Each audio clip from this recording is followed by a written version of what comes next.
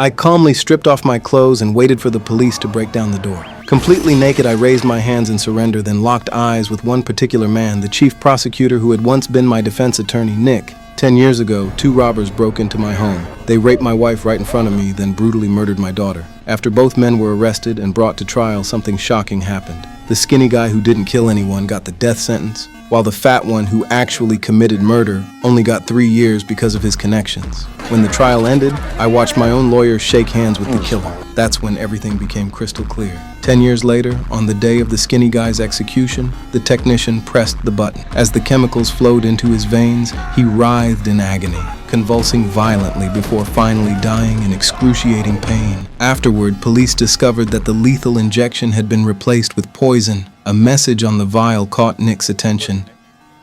He remembered the killer had said those exact words in court all those years ago. I mean, you can't fight fate, right?